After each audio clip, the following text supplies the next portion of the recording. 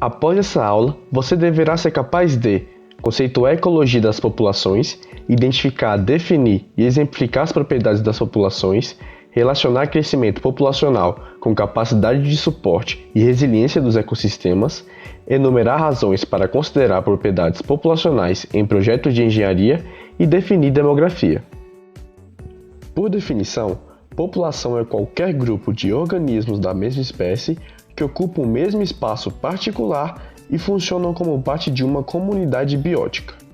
Algumas propriedades do conceito de população são densidade, natalidade, mortalidade e distribuição etária.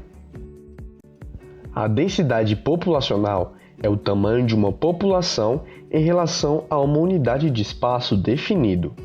Um exemplo de aplicação prática de densidade populacional é o combate à população de insetos herbívoros na agricultura. O conceito de praga refere-se a uma população de insetos que ultrapassa o nível de dano econômico. A população de insetos é monitorada por amostragem.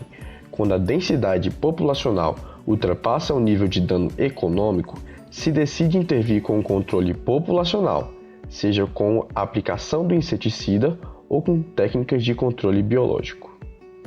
A natalidade refere-se à capacidade de uma população crescer por meio de reprodução.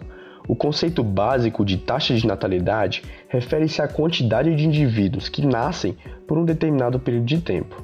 É aplicável às propriedades de população, pois implicam em variação no tamanho da população em relação ao tempo. A natalidade máxima refere-se à expressão do potencial biótico da espécie ou à capacidade de deixar descendentes quando não há resistência ambiental. É, portanto, o número máximo de indivíduos que podem nascer. Já a natalidade ecológica ou efetiva refere-se ao número de descendentes que conseguem nascer. Já a mortalidade refere-se à morte de indivíduos da população e a taxa de mortalidade refere-se ao número de indivíduos mortos por unidade de tempo. Relacionando natalidade e mortalidade, podemos fazer uma curva de sobrevivência que é o resultado da sobrevivência de uma população ao longo do tempo.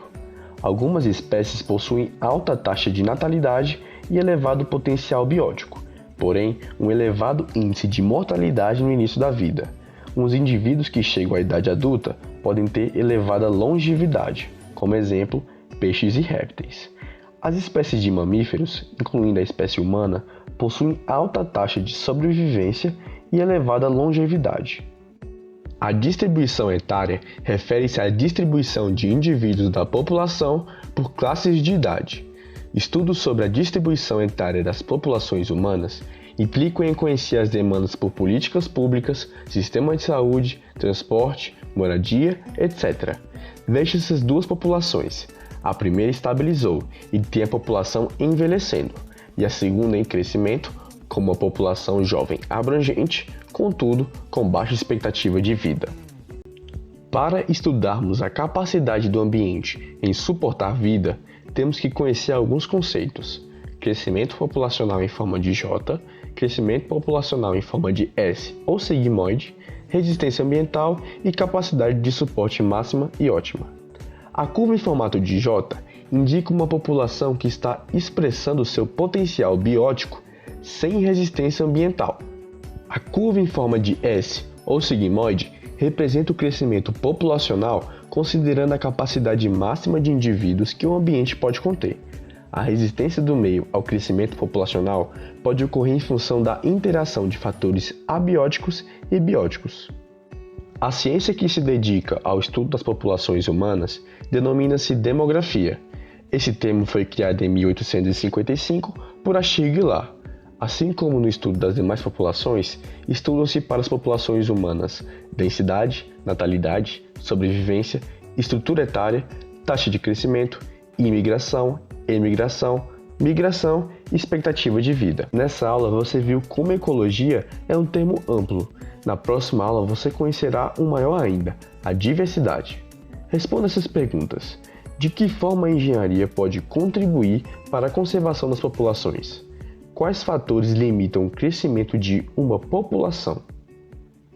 Esta aula possui fins meramente educativos e não visam o lucro.